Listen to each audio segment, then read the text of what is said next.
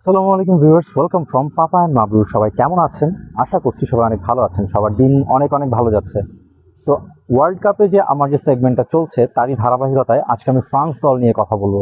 তো এবারের ওয়ার্ল্ড কাপে ফ্রান্স দলটা কেমন হয়েছে, ফ্রান্সের সম্ভাবনা কতটুকু, ফ্রান্স কেমন করতে পারে এ ব্যাপারে কথা বলবো। তো দেখেন, মোটামুটি একটা খবর কিন্তু পাবলিশড হয়ে গেছে, সেটা হচ্ছে যে এবারের ফ্রান্স যে রিজার্ভ বেঞ্চ যেটা রয়েছে, যারা বেঞ্চে বসে থাকবে যারা, সেটা নিয়েও যদি তারা ওয়ার্ল্ড কাপে খেলে, ওই দলটাও ওয়ার্ল্ড কাপ জেতার দাবি দেয়, তাহলে বুঝতেই পারছেন ওদের মেইন একাদশটা কতটা ভয়ঙ্কর হতে যাচ্ছে।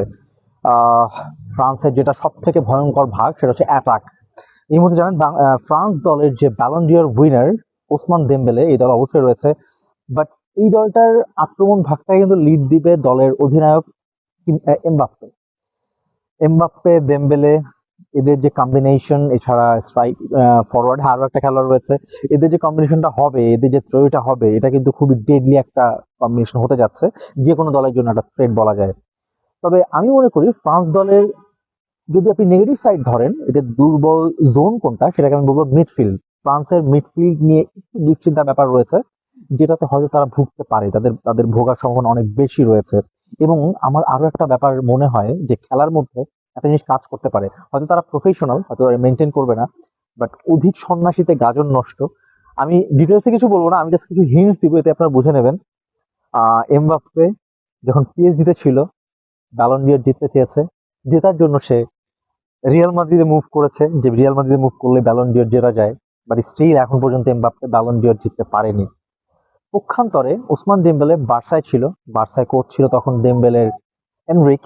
সো এনরিক যখন পিএসজিতে আসলো, দেমবেলেকে পিক করলো, পিক করার পর এখন কিন্তু দেমবেলে অলরেডি দ্বিতীয় ব্যালন ডিওর জিততে যাচ্ছে, আমি যদি ভুল না করে থাকি। সো বুঝতেই পারছেন এখানে একটা ক্ল্যাশ হওয়ার চান্স আছে, যদিও এটা ফান পার্ট। এটা অ্যাকচুয়ালি হয়তো মাঠে তারা অনেক প্রফেশনাল, তারা হয়তো এটা ফলো করবে না। তবে ফ্রান্স অবশ্যই আমি বলবো খুব ইজিলি তারা গ্রুপ স্টেজটা পার করবে, পার করে তারা খুব ভালোভাবেই তারা হয়তো সেমিফাইনাল পর্যন্ত চলে যেতে পারে, সম্ভাবনা রয়েছে। তবে ওই যে বললাম, একটা দল যখন খুব হাইপ নিয়ে আসে, যেমন 18-র চ্যাম্পিয়ন ছিল ফ্রান্স, 22-এ রানার আপ, হু নোজ এবার ফ্রান্স হয়তো গ্রুপ অথবা 16 থেকেই ছিটকে পড়তে পারে। এটা আমি মানে পারফরমেন্স ওয়াইজ বললাম না, এটা মানে একটা লাক ওয়াইজ বললাম। আপনারা যদি আমি যদি ভুল না করি, আপনারা মনে করে দেখবেন 1998 সালে যখন ফ্রান্স চ্যাম্পিয়ন হলো, 2002-এ ফ্রান্স কিন্তু প্রথম রাউন্ড থেকে বাদ পড়ে গিয়েছিল আনফরচুনেটলি। সো চ্যাম্পিয়ন বা এরকম হিট দলের ব্যাপারে একটা কার্স থাকতে পারে, হয়তো এই কার্সটা ফ্রান্সের ক্ষেত্রে এবার হলেও হয়ে যেতে পারে। যেমনটা জার্মানি খুবই হিট ট্র্যাকে ছিল, ওই ট্র্যাক থেকে কিন্তু লাস্ট দুইটা ওয়ার্ল্ড কাপে তারা কিন্তু ছিটকে গেছে, আমরা দেখতে পেয়েছি 22 এবং 18-তে তারা কিন্তু একদমই কিছু করতে পারেনি। তো জার্মানি নিয়েও আমার একটা ভিডিও আসছে, খুব ভালো ভিডিও হবে ওইটা, ওখানে জার্মানি নিয়ে আমি বেশ কিছু কথা বলবো। তো এটাই হচ্ছে ফ্রান্সের যে এবারে ওয়ার্ল্ড কাপে তাদের সম্ভাবনা কতটুকু হতে পারে, আমি এই ব্যাপারগুলো বললাম। আর এছাড়াও ফ্রান্সের এবারে যে কোচ রয়েছে দিদিয়ার দেশম, দেশম সম্ভবত এটা তার শেষ বিশ্বকাপ, উনিও চাইবেন ওনার এই বিশ্বকাপটা মেমোরেবল করে রাখতে।